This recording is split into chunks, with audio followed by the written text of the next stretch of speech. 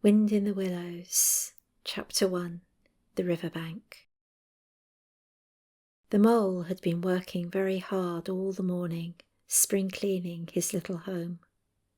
First with brooms, then with dusters, then on ladders and steps and chairs, with a brush and a pail of whitewash, till he had dust in his throat and eyes, and splashes of whitewash all over his black fur, and an aching back and weary arms.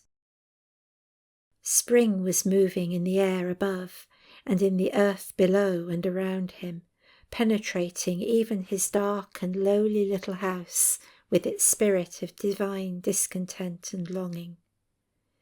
It was small wonder then that he suddenly flung down his brush on the floor and said, "Bother," and "Oh, blow," and also "Hang spring cleaning," and bolted out of the house without even waiting to put on his coat. Something up above was calling him imperiously, and he made for the steep little tunnel which answered in his case to the gravelled carriage drive owned by animals whose residences are nearer to the sun and the air. So he scraped and scratched and scrabbled and scrooged, and then he scrooged again and scrabbled and scratched and scraped, working busily with his little paws and muttering to himself, "Up we go," till at last, pop, his snout came out into the sunlight, and he found himself rolling in the warm grass of a great meadow. "This is fine," he said to himself. "This is better than whitewashing." The sunshine struck hot on his fur, soft breezes caressed his heated brow, and after the seclusion of the cellarage he'd lived in so long, the carol of happy birds fell on his dulled hearing almost like a shout. Jumping off all his forelegs at once, in the joy of living and the delight of spring without its cleaning, he pursued his way across the meadow till he reached the hedge on the further side. "Hold up," said an elderly rabbit at the gate. "Sixpence for the privilege of passing by the private road." He was bowled over in an instant by the impatient and contemptuous mole, who trotted along the side of the hedge, chaffing the other rabbits as they peeped hurriedly from their holes to see what the row was about. onion sauce," he remarked jeeringly, and was gone before they could think of a thoroughly satisfactory reply. Then they all started grumbling at each other. "How stupid you are! Why didn't you tell him? Well, why didn't you say? You might have reminded him." And so on, in the usual way, but of course it was then much too late, as is always the case. It all seemed too good to be true. Hither and thither through the meadows he rambled busily, along the hedgerows, across the copses, finding everywhere birds building, flowers budding, leaves thrusting, everything happy and progressive and occupied. And instead of having an uneasy conscience pricking him and whispering "whitewash," he could somehow only feel how jolly it was to be the only idle dog among all these busy citizens. After all, the best part of a holiday is perhaps not so much to be resting yourself as to see all the other fellows busy working. He thought his happiness was complete when, as he meandered aimlessly along, suddenly he stood by the edge of a full-fed river. Never in his life had he seen a river before. This sleek, sinuous, full-bodied animal, chasing and chuckling, gripping things with a gurgle and leaving them with a laugh, to fling itself on fresh playmates that shook themselves free and were caught and held again. All was a shake and a shiver, glints and gleams and sparkles, rustle and swirl, chatter and bubble. The mole was bewitched, entranced, fascinated. By the side of the river he trotted as one trots, when very small, by the side of a man who holds one spellbound by exciting stories. and when tired at last, he sat on the bank, while the river still chattered on to him, a babbling procession of the best stories in the world, sent from the heart of the earth to be told at last to the insatiable sea. As he sat on the grass and looked across the river, a dark hole in the bank opposite, just above the water's edge, caught his eye, and dreamily he fell to considering what a nice snug dwelling place it would make for an animal with few wants and fond of a bijou riverside residence, above flood level and remote from noise and dust. As he gazed, something bright and small seemed to twinkle down in the heart of it, vanished, then twinkled once more like a tiny star. But it could hardly be a star in such an unlikely situation, and it was too glittering and small for a glowworm. Then, as he looked, it winked at him, and so declared itself to be an eye, and a small face began gradually to grow up around it, like a frame round a picture. A brown little face, with whiskers, a grave, round face, with the same twinkle in its eye that had first attracted his notice. Small neat ears and thick silky hair. It was the water rat. Then the two animals stood and regarded each other cautiously. "Hello, Mole," said the water rat. "Hello, Rat," said the Mole. "Would you like to come over?" inquired the Rat presently. "Oh, it's all very well to talk," said the Mole rather pettishly, he being new to a river and riverside life and its ways. The Rat said nothing, but stooped and unfastened a rope and hauled on it, then lightly stepped into a little boat which the Mole had not observed. It was painted blue outside and white within, and was just the size for two animals, and the Mole's whole heart went out to it at once, even though he did not yet fully understand its uses. The Rat sculled smartly across and made fast. Then he held up his forepaw as the Mole stepped gingerly down. "Lean on that," he said. "Now then, step lively."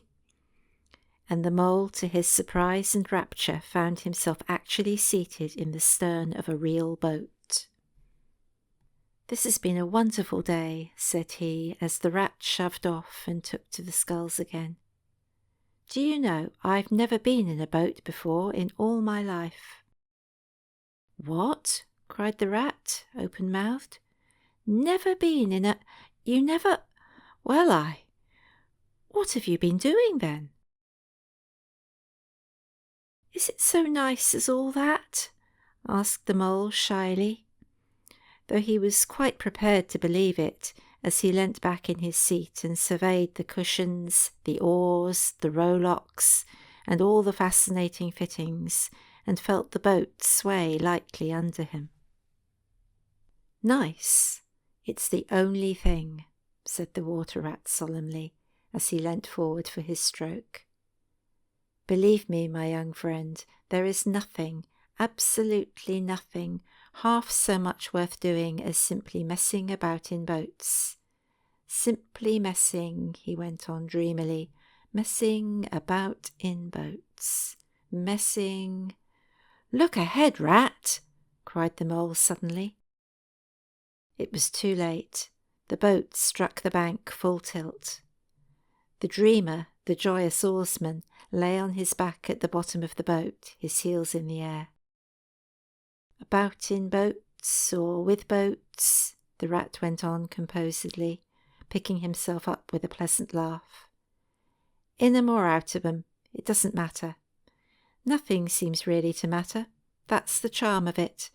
Whether you get away or whether you don't, whether you arrive at your destination or whether you reach somewhere else, or whether you never get anywhere at all, you're always busy and you never do anything in particular. And when you've done it, there's always something else to do, and you can do it if you like, but you'd much better not. Look here, if you've really nothing else on hand this morning, Supposing we drop down the river together and have a long day of it." The mole waggled his toes from sheer happiness, spread his chest with a sigh of full contentment, and leaned back blissfully into the soft cushions. "What a day I'm having," he said. "Let us start at once." "Hold hard a minute then," said the rat. He looped the painter through a ring in his landing stage, climbed up into his hole above, and after a short interval reappeared, staggering under a fat wicker luncheon basket. "Shove that under your feet," he observed to the mole as he passed it down into the boat. Then he untied the painter and took the sculls again. "What's inside it?" asked the mole, wriggling with curiosity. "There's cold chicken inside it," replied the rat briefly. "Cold tongue, cold ham, cold beef, pickled gherkins, salad, French rolls, cress sandwiches, potted meat, ginger beer, lemonade, soda water." "Oh, stop, stop!"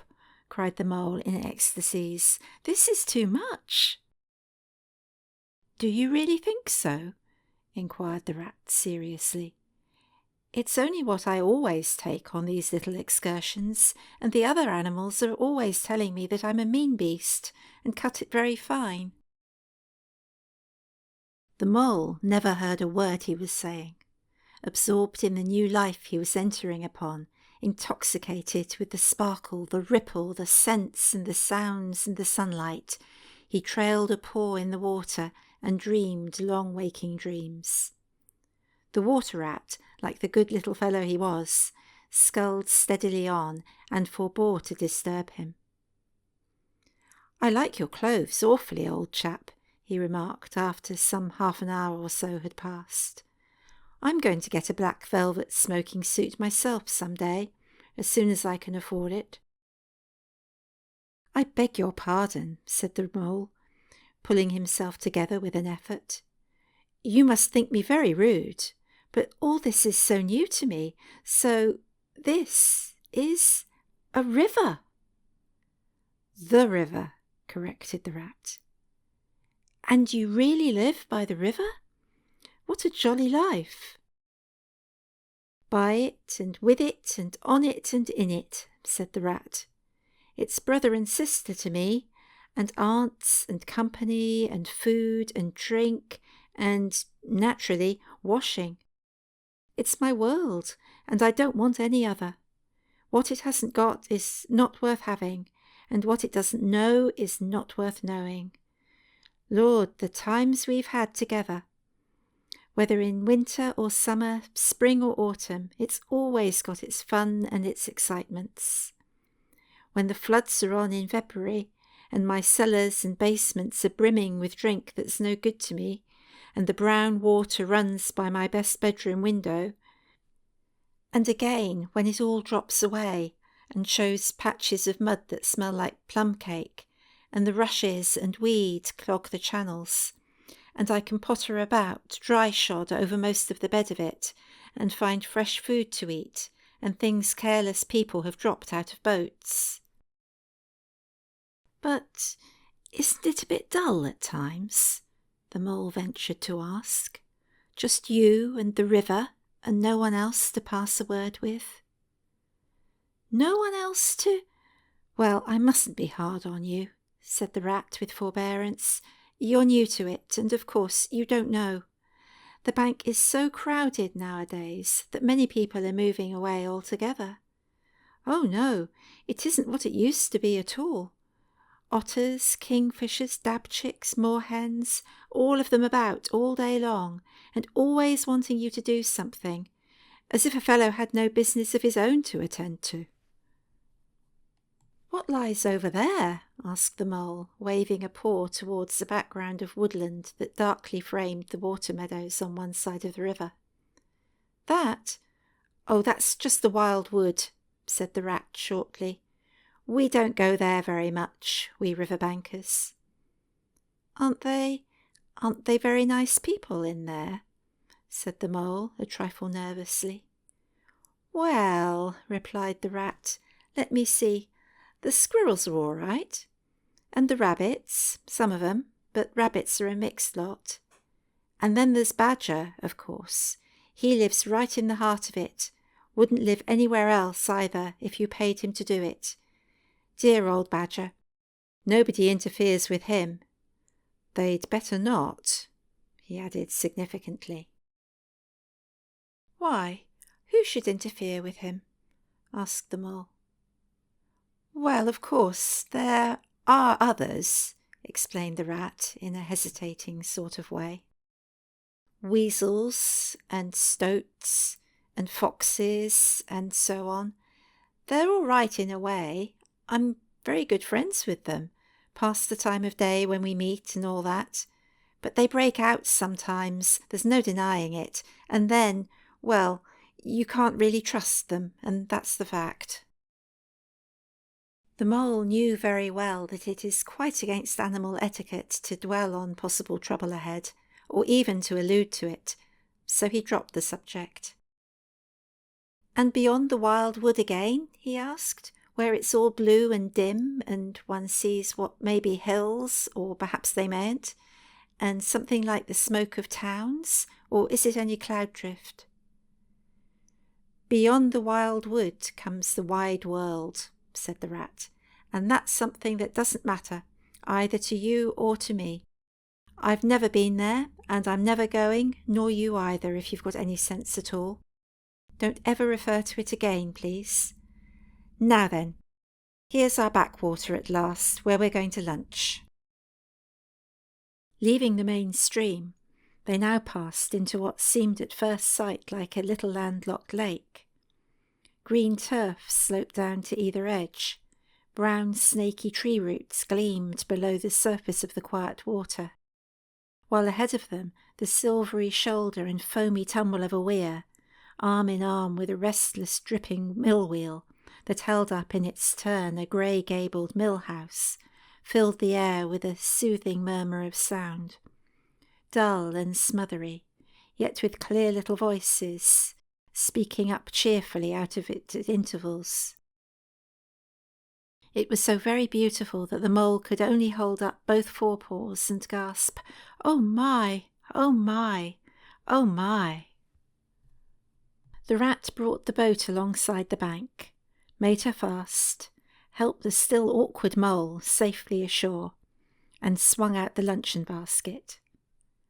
The Mole begged as a favour to be allowed to unpack it all by himself, and the Rat was very pleased to indulge him, and to sprawl at full length on the grass and rest, while his excited friend shook out the tablecloth and spread it, took out all the mysterious packets one by one, and arranged their contents in due order, still gasping, "Oh my! Oh my!" at each fresh revelation. When all was ready, the Rat said, "Now, pitch in, old fellow." And the Mole was indeed very glad to obey, for he had started his spring cleaning at a very early hour that morning, as people will do, and had not paused for bite or sup. And he had been through a very great deal since that distant time which now seemed so many days ago. "What are you looking at?" said the Rat presently, when the edge of their hunger was somewhat dulled, and the Mole's eyes were able to wander off the tablecloth a little. "I am looking," said the Mole, "at a streak of bubbles that I see travelling along the surface of the water. That is a thing that strikes me as funny." "Bubbles, aho!" said the Rat, and chirruped cheerily in an inviting sort of way. A broad, glistening muzzle showed itself above the edge of the bank, and the Otter hauled himself out and shook the water from his coat. "Greedy beggars," he observed, making for the provender. "Why didn't you invite me, Ratty?" "This was an impromptu affair," explained the Rat.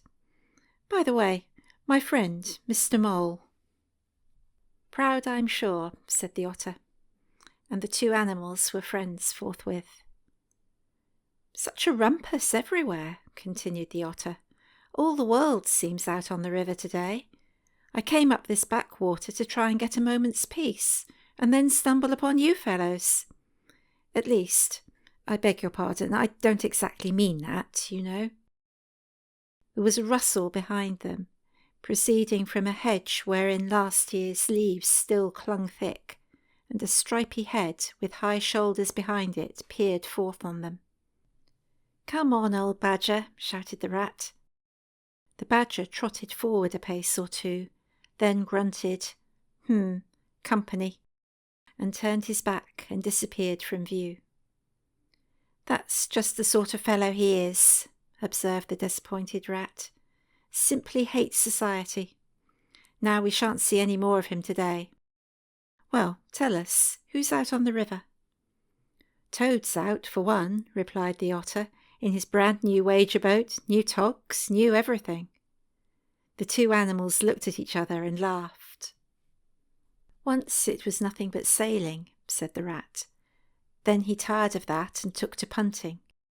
Nothing would please him but to punt all day and every day, and a nice mess he made of it.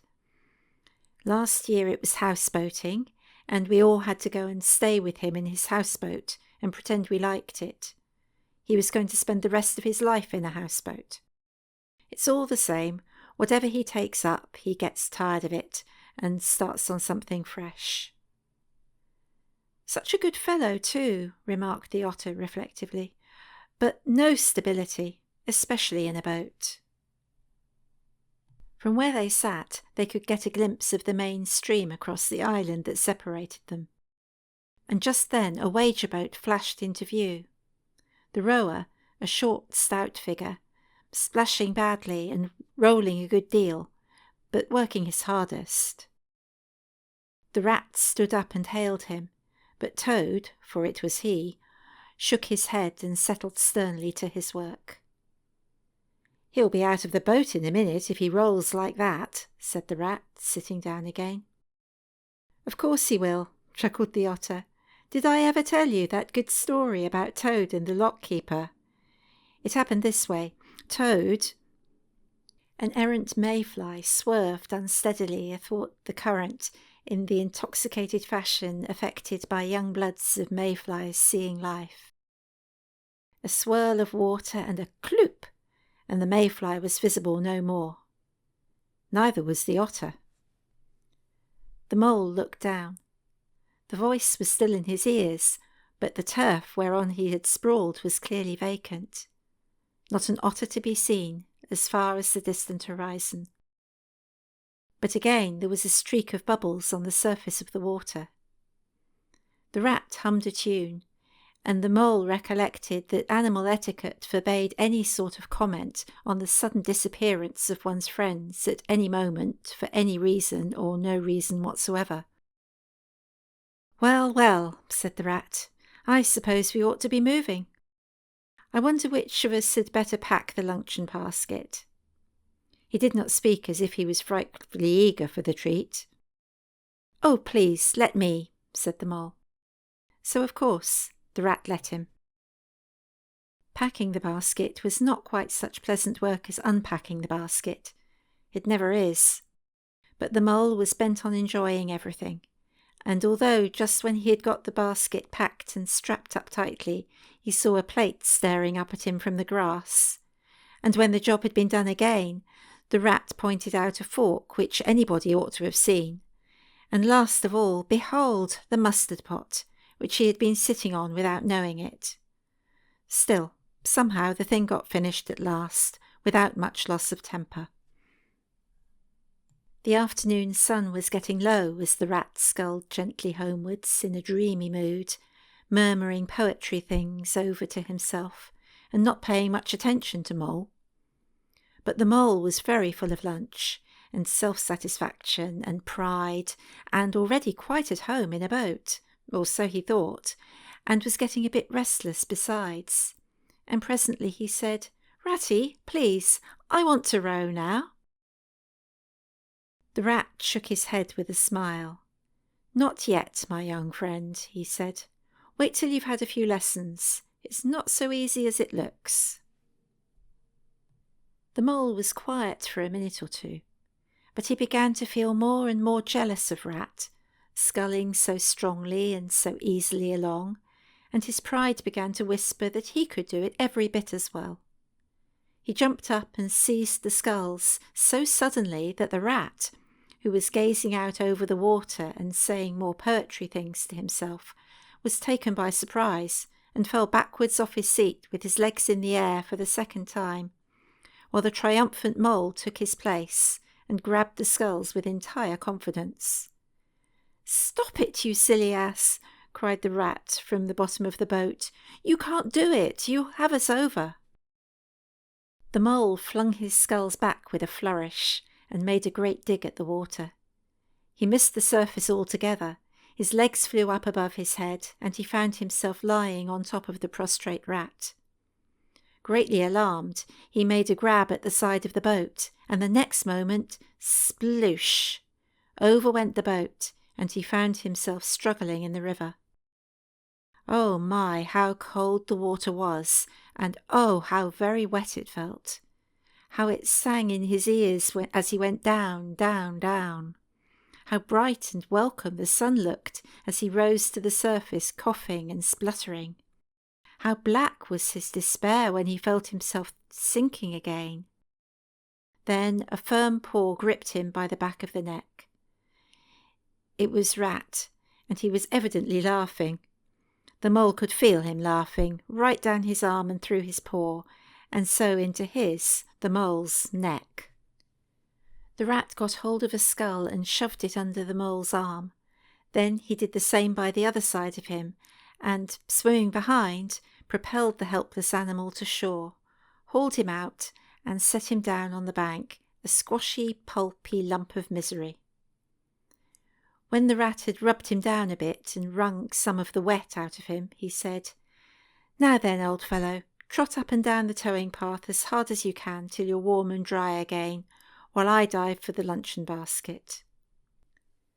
So the dismal mole, wet without and ashamed within, trotted about till he was fairly dry, while the rat plunged into the water again, recovered the boat, righted her and made her fast, fetched his floating property to shore by degrees, and finally dived successfully for the luncheon basket and struggled to land with it.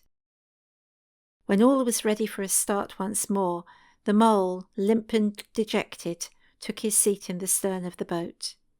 And as they set off, he said in a very low voice, broken with emotion, "Ratty, my generous friend, I'm very sorry indeed for my foolish and ungrateful conduct. My heart quite fails me when I think how I might have lost that beautiful luncheon basket. Indeed, I have been a complete ass, and I know it. Will you overlook it this once and forgive me, and let things go on as before?" "That's all right, bless you," responded the rat cheerily. "What's a little wet to a water rat? I'm more in the water than out of it most days. Don't you think any more about it. And look here, I really think you had better come and stop with me for a little time. It's very plain and rough, you know, not like Toad's house at all, but you haven't seen that yet. Still, I can make you comfortable, and I'll teach you how to row and to swim, and soon you'll be as handy on the water as any of us." The mole was so touched by his kind manner of speaking that he could find no voice to answer him, and he had to brush away a tear or two with the back of his paw. But the rat kindly looked in another direction, and presently the mole's spirits revived again, and he was able to give some straight back talk to a couple of moorhens who were sniggering to each other about his bedraggled appearance.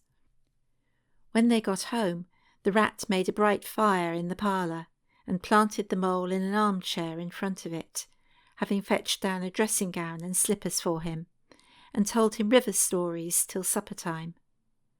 Very thrilling stories they were, too, to an earth-dwelling animal like mole. Stories about weirs and sudden floods, and leaping pike, and steamers that flung hard bottles.